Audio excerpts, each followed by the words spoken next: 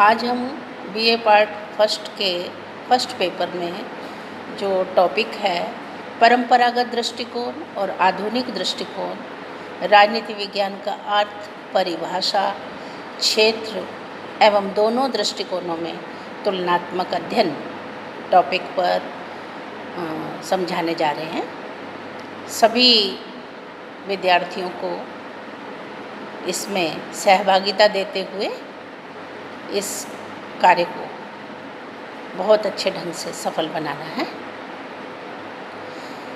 तो राजनीति विज्ञान हमारा सब्जेक्ट और राजनीति विज्ञान के जनक अरस्तु, जिनका मानना है कि मानव जो है वो एक सामाजिक प्राणी है, उसकी अनंत आवश्यकताएं हैं।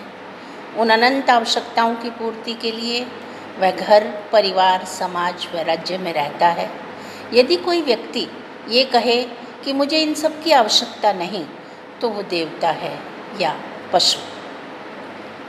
तो इस कोटेशन से हम ये समझ पा रहे हैं कि चाहे वो व्यक्ति हो, चाहे समाज में रहने वाला समूह हो, चाहे राज्य हो, प्रत्येक व्यक्ति को, समाज को, राज्य को एक दूसरे की आवश्यकता महसूस होती है। उसे सहयोग और सामंजस्य से साथ रहकर कार्य करना पड़ता है। तो हम राजनीति विज्ञान के विद्यार्थी होने के नाते सबसे पहले ये जानना चाहेंगे कि राजनीति विज्ञान शब्द की उत्पत्ति यूनानी ग्रीक भाषा के पोलिस POLIS पोलिस शब्द से हुई, जिसका मतलब है नगर राज्य। नगर राज्यों का विकसित और विस्तृत स्वरूप जो है वो राजनीति विज्ञान कहा जाने लगा। धीरे धीरे डेवलपमेंट हुआ। राजनीति विज्ञान के परिभाषाओं में मतांतर है। परंपरागत दृष्टिकोण के लेखक कहते हैं राजनीति विज्ञान का अर्थ संस्थागत है, और आधुनिक दृष्टिकोण के लेखक कहते हैं राजनीति विज्ञान के अध्ययन में मानव के राजनीतिक व्यवहार को जोड़ना बहुत जरूरी है। अलग अलग मतों को पढ़ने के बाद हम ऐतिहासिक पृष्ठभूमि को देखें तो परंपरागत दृष्टिकोण के आधार पर अध्ययन किया जाता है, और वर्तमान और भविष्य के दृष्टिकोण को देखें तो आधुनिक दृष्टिकोण के आधार पर काम करना जरूरी है। बिना परंपरागत दृष्टिकोण के आधुनिक दृष्टिकोण को अपनाया नहीं जा सकता, क्योंकि राजनीति विज्ञान एक ऐसा सब्जेक्ट है जिसकी जड़ें, जिसकी मजबूती समाज में, और समाज में ऐतिहासिक पृष्ठभूमि को जानने के लिए वहाँ से बहुत सारी विचारधाराओं को और वर्णन को लिया जाता है। राजनीति विज्ञान के परंपरागत दृष्टिकोण में जो परिभाषाएं हैं, जैसे गार्नर के अनुसार राजनीति विज्ञान विषय का प्रारंभ और अंत राज्य के साथ होता है, यानी राज्य से ही प्रारंभ हुआ और राज्य से ही उसका अंत हो गया। राज्य एक संस्था है, उसके 4 महत्वपूर्ण पहलू है: निश्चित भूभाग, जनसंख्या, सरकार, सार्वभौमिकता। निश्चित भूभाग के बिना किसी भी राज्य को राज्य नहीं माना जा सकता। जनसंख्या के बिना जनता के हितों की पूर्ति राजा करेगा तो उसे मालूम होना चाहिए उसकी क्षेत्र में, उसकी परिसीमा में कितनी जनसंख्या, कितने लोग निवास करते हैं। सरकार, जिसके 3 अंग माने गए हैं: व्यवस्थापिका, कार्यपालिका और न्यायपालिका। वर्तमान समय में या आधुनिक दृष्टिकोण से शक्ति, सत्ता और वैधता सरकार को समझाने के लिए, सरकार शब्द को समझने के लिए बहुत जरूरी है। और प्राचीन समय के दृष्टिकोण को यदि देखें, राजा और प्रजा, राजतंत्रात्मक शासन व्यवस्थाएं, निरंकुश तंत्रात्मक शासन व्यवस्थाएं, अधिनायक तंत्र, प्रजातंत्र। धीरे धीरे वर्तमान समय में हम सबसे बड़े लोकतांत्रिक देश में निवास करने वाले नागरिक माने जाते हैं। तो हम आपके समक्ष दो दृष्टिकोणों को किस तरह से तुलनात्मक अध्ययन में रखकर विश्लेषण करेंगे कि परंपरागत दृष्टिकोण कहता है कि मानव का अध्ययन यानी मानव का स्वभाव कैसा था, उसमें क्रोध था, उसमें लोभ था, उसमें अहंकार था, प्रेम था या सहयोग था, सहिष्णुता थी या दयालुता थी, यानी आसुरी गुण थे या देवीय गुण थे। मानव का स्वभाव कैसा था? क्यों? मानव के स्वभाव पर परिवार, परिवार से समाज, समाज से राज्य और राष्ट्र के क्षेत्र का विश्लेषण किया जा सकता है। ठीक इसी प्रकार से राज्य का अध्ययन परंपरागत दृष्टिकोण में राज्य के अध्ययन में 3 पहलू रखे गए हैं। अतीत का अध्ययन यानी बैक हिस्ट्री पोर्शन कि प्राचीन काल में राज्य व्यवस्थाएं कैसे चलती थी। वर्तमान का अध्ययन यानी वर्तमान समय में राज्य व्यवस्थाएं कैसे चल रही हैं।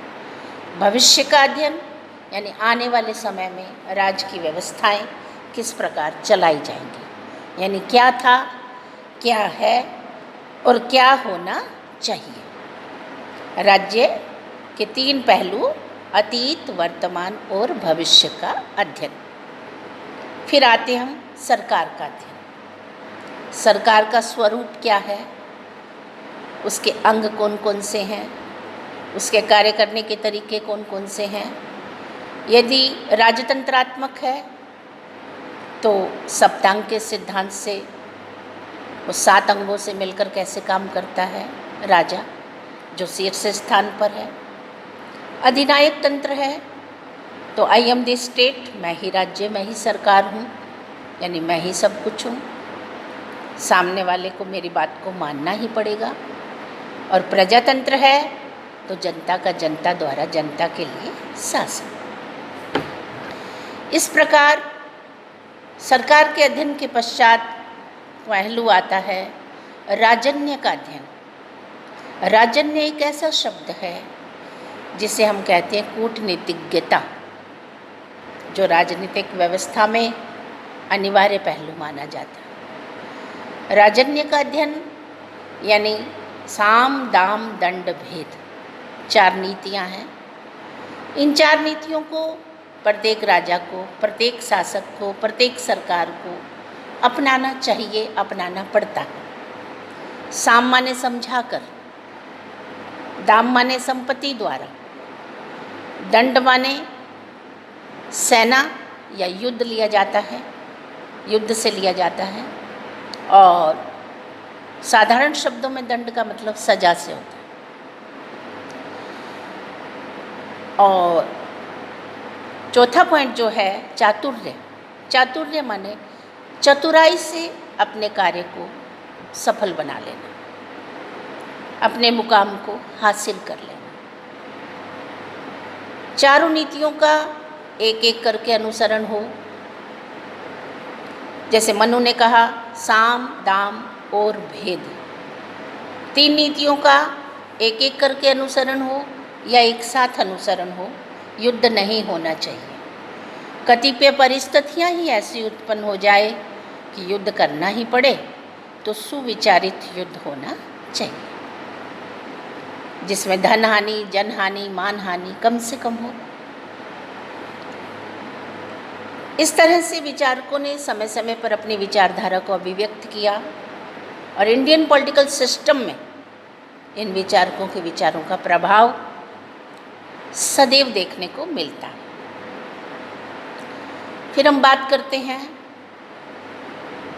राजनैतिक दर्शन की। दर्शन अपने आप में इतना महत्वपूर्ण पहलू है कि महापुरुषों की जीवनी, महापुरुषों की विचारधारा, महापुरुषों के आदर्श जिसे राजनैतिक दर्शन के रूप में लिया जाता है। फॉर एग्जाम्पल, जैसे हम महात्मा गांधी के दर्शन को आज भी बहुत महती आवश्यकता के रूप में अध्ययन कर रहे हैं। 150वीं जयंती के रूप में पूरे भारतवर्ष में महात्मा गांधी के जीवन दर्शन, जीवन व्रत और उनके कार्यों को पूरे राष्ट्र में, विद्यार्थियों में, अन्य संस्थाओं में अनेकों अनेक प्रोग्रामों के माध्यम से जन जन तक पहुंचाया गया। अंतर्राष्ट्रीय जगत को भी महात्मा गांधी के दर्शन के आधार पर काम करने की लालसा रहती है। यही कारण है कि यूएनओ में महात्मा गांधी के जन्म दिवस को अंतर्राष्ट्रीय अहिंसा दिवस के रूप में मनाया जाता है। तो राजनैतिक दर्शन का तात्पर्य इस तरह से और अति महत्वपूर्ण किसी भी अध्ययन क्षेत्र में। फिर पहलू आता है अंतर्राष्ट्रीय संबंध। अंतर्राष्ट्रीय संबंध, जैसा मैंने पहले भी बताया आपको, कि एक व्यक्ति को दूसरे व्यक्ति की, एक समाज को दूसरे समाज की, एक राज्य को दूसरे राज्य की, एक राष्ट्र को दूसरे राष्ट्र की सहयोग की आवश्यकता पड़ती है। चाहे वो सामाजिक, आर्थिक, व्यापारिक, विदेशिक किसी भी तरह का संबंध हो। तो अंतर्राष्ट्रीय संबंध, जिसे हम प्राचीन समय परराष्ट्र संबंध कहते हैं और आज हम उसे अंतर्राष्ट्रीय संबंध कहते हैं। तो अंतर्राष्ट्रीय संबंध भी अपने आप में एक महत्वपूर्ण पहलू है, जो परंपरागत दृष्टिकोण में भी था और आज भी उसका महत्व है। क्योंकि ये तो सर्वविदित है कि कोई भी राजा अकेले कार्य करने में सक्षम नहीं हो सकता। उसे आंतरिक और बाह्य व्यवस्थाओं के लिए सहयोग, सामंजस्य, संधि, वार्ता करनी ही पड़ती है। ठीक इसी प्रकार से राजनीतिक दल, दबाव समूह, ये भी एक महत्वपूर्ण पहलू है।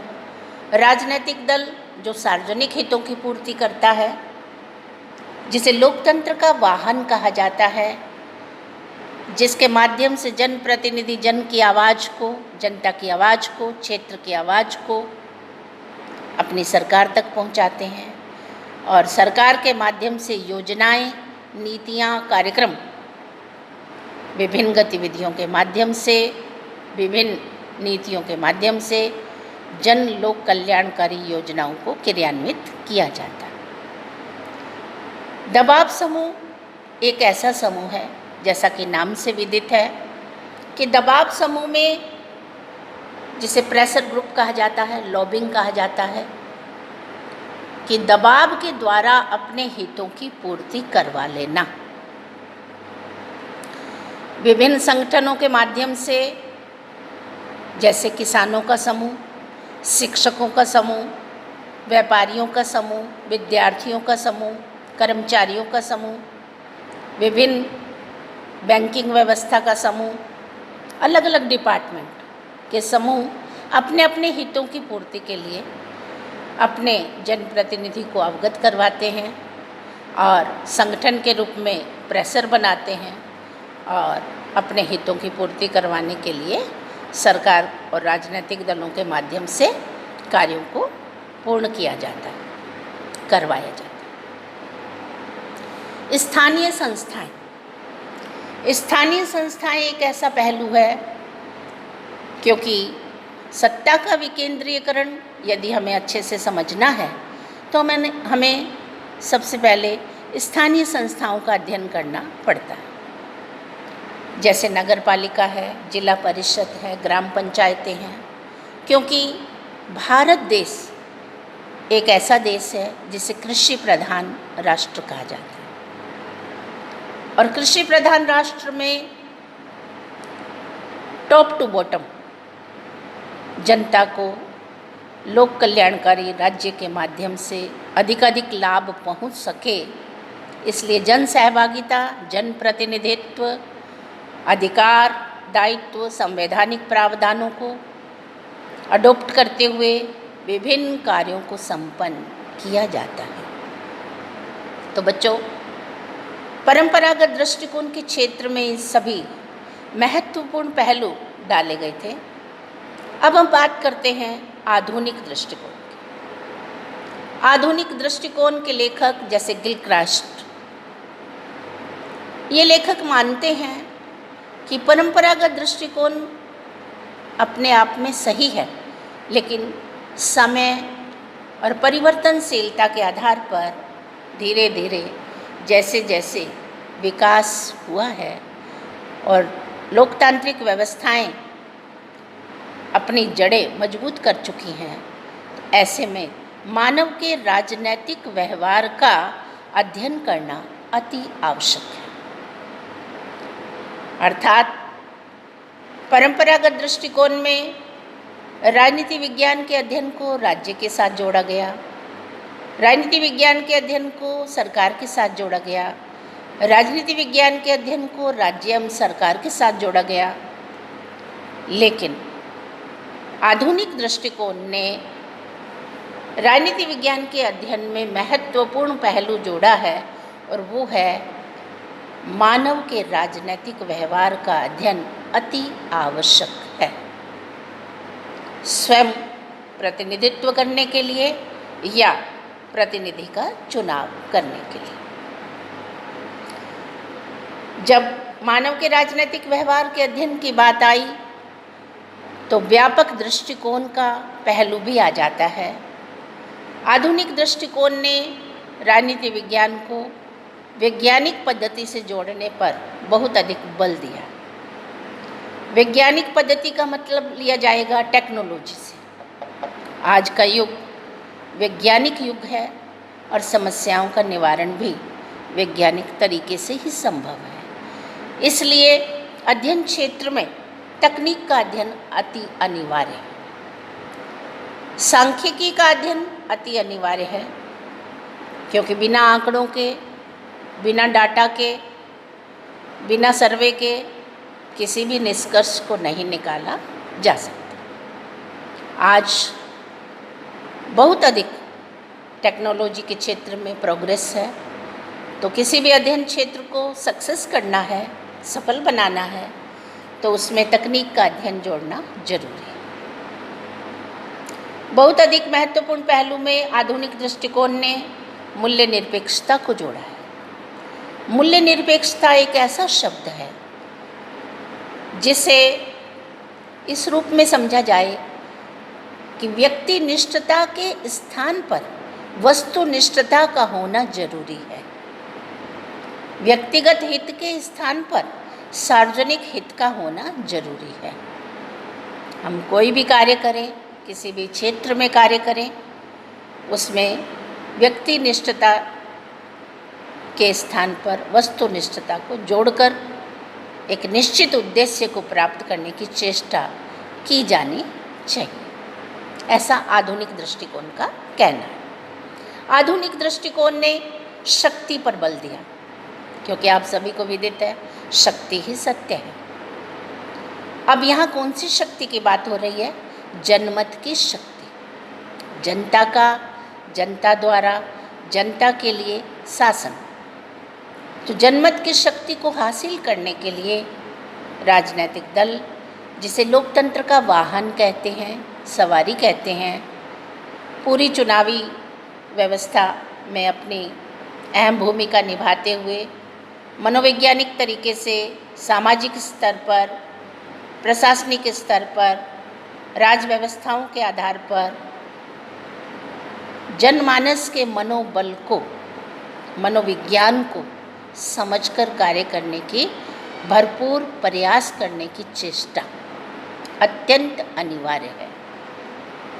तभी लोकप्रिय शासन, लोकप्रिय नेतृत्व, लोकप्रिय उत्तरदायित्व को प्राप्त किया जा सकता है, पूरा किया जा सकता है। तो आप देख रहे हैं राजनीति विज्ञान एक सब्जेक्ट है, लेकिन राजनीतिक विज्ञान को अंतर अनुशासनात्मक अन्य समाज विज्ञानों से संबंध भी स्थापित करना चाहिए पड़ता है। क्यों? क्योंकि समाज संबंधों का जाल है। समाज मटेरियल देता है राजनीति शास्त्र को। जैसा कि हमने चैप्टर टॉपिक के स्टार्टिंग में ही कहा, अरस्तु ने कहा मनुष्य एक सामाजिक प्राणी। राजनीति विज्ञान के अध्ययन केंद्र की एक इकाई है मानव, और मानव की अनंत आवश्यकताओं की पूर्ति तभी संभव है जब सब सब्जेक्टों को साथ में लेकर समझकर एक निश्चित उद्देश्य को प्राप्त किया जा सके। जैसे इतिहास के बिना राजनीति शास्त्र की कोई जड़ नहीं, और राजनीति शास्त्र के बिना इतिहास का कोई फल नहीं। आप इस चीज़ से, इस उदाहरण से अच्छे से समझ सकते हैं कि जड़ और फल, पेड़ और पौधे का क्या संबंध हो सकता है। एक ऐसा संबंध जिसे हम नकार नहीं सकते। ऐतिहासिक पृष्ठभूमि को जाने बिना हम वर्तमान और भविष्य को सुखद कैसे बनाएंगे, किसी लक्ष्य को पूरा कैसे कर पाएंगे। राजनीति विज्ञान को इसीलिए सभी सब्जेक्टों का साथ लेकर अपने अध्ययन क्षेत्र को व्यापक बनाना पड़ता है, बनाना चाहिए, ताकि जन कल्याणकारी कार्यों को संपन्न करने के लिए किसी भी तरह से कोई कमी न रह जाए। तो आधुनिक दृष्टिकोण ने शक्ति पर बल दिया, शक्ति, सत्ता और वैधता। सबसे पहले शक्ति, जनमत की शक्ति, फिर प्राप्त होती है सत्ता, जिसको हम सरकार कहते हैं। फिर बात आती है वैधता। वैधता का मतलब है औचित्यता, कि उसका औचित्य क्या है, सरकार के बनने का औचित्य क्या है। सरकार के बनने का औचित्य है जनता के हितों की आंतरिक और बाह्य रूप से सुरक्षा करना, व्यवस्था करना। क्योंकि आप सभी को विदित है कि प्राचीन समय और वर्तमान समय में सभी व्यवस्थाओं में बहुत अधिक परिवर्तन और नवाचार ने स्थान ले लिया, और आगे बढ़ने के लिए जरूरी है कि समय और परिस्थिति के अनुरूप जिन चीज़ों की आवश्यकता है, जिन संसाधनों की आवश्यकता है, उन सभी पहलुओं को साथ में लेकर चला जाए, ताकि एक मुख्य लक्ष्य को प्राप्त किया जा सके। तो राजनीति विज्ञान के अध्ययन क्षेत्र में परंपरागत और आधुनिक दृष्टिकोण ने अपना अपना दृष्टिकोण रखा। परिभाषाओं में लेखकों ने अपना दृष्टिकोण रखा। सबसे पहले हमने राजनीति विज्ञान का अर्थ बताया, जिसे हम पहले नागरिक शास्त्र के रूप में जानते थे, हम उसे विज्ञान के रूप में जानने लगे। कुछ लेखकों ने विज्ञान शब्द को लेकर भी मतभेद प्रकट किया कि हम राजनीति विज्ञान को विज्ञान नहीं मानेंगे। क्यों? क्योंकि इसके अध्ययन की इकाई जो है वो मानव है, और मानव का स्वभाव जो है वो परिवर्तनशील, और जिसमें इतनी परिवर्तनशीलता होती है उसके बारे में हम निश्चित रूप से कोई निष्कर्ष नहीं निकाल पाते। लेकिन एक दृष्टिकोण ये भी है कि हम इसको विज्ञान की श्रेणी में रख सकते हैं। उन्होंने अपने हिसाब से विश्लेषण किया। विज्ञान का तात्पर्य प्रोग्रेस से लिया, और प्रोग्रेस का मतलब है हम गुरुत्वाकर्षण नियमों की बात तो नहीं कर रहे, लेकिन बहुत कुछ उन बातों, उन पहलुओं, उन उदाहरणों की बात कर सकते हैं जिसमें बहुत सारी विशेषताएं, विशिष्टताएं राजनीति विज्ञान के अर्थ, परिभाषा और क्षेत्र में दिखाई देती। तो बच्चों, आज के टॉपिक से हमने ये जाना कि राजनीति विज्ञान के जनक अरस्तु ने राजनीति को विज्ञान और कला दोनों ही रूपों में स्वीकार किया। उन्होंने कहा राजनीति विज्ञान विज्ञान है क्योंकि इसमें डेवलपमेंट है। ये कला है। कला से तात्पर्य लिया मानव जीवन को सुंदर बनाना, सुखमय बनाना, आनंदमय बनाना राज्य का दायित्व है। और सही भी है कि आज का लोक कल्याणकारी राज्य जन्म से लेकर मृत्यु तक व्यक्ति का साथ देता है। जन्म से लेकर मृत्यु से तात्पर्य मेरा कि बाल्यकाल में बच्चों को दवाई पिलाना, 0 से 5 साल के बच्चे को पल्स पोलियो अभियान में दवाई पिलवाना, विकलांगता से मुक्त करवाना, वृद्धावस्था में पेंशन दिलवाना, अर्थात एक समय सीमा के बाद व्यक्ति जब सेवानिवृत्त हो जाता है तो उसे कुछ पेंशन के रूप में राशि मिलती है जिससे वो अपना जीविका उपार्जन कर सके। कला मानव जीवन को सुंदर, सुखमय और आनंदमय बनाने का दायित्व राज्य का है। तो आज हमने जो टॉपिक पढ़ा उसमें 2 दृष्टिकोण, दोनों दृष्टिकोण अपनी अपनी जगह पर महत्वपूर्ण हैं और वर्तमान समसामयिक समस्याओं के निवारण में हमें अधिकाधिक परिभाषाओं, विद्वानों, महापुरुषों के आदर्शों, सिद्धांतों, संवैधानिक प्रावधानों के आधार पर कार्य करते हुए प्रत्येक अध्ययन क्षेत्र में अग्रणीय भूमिका निभानी है। आज के लिए इतना ही।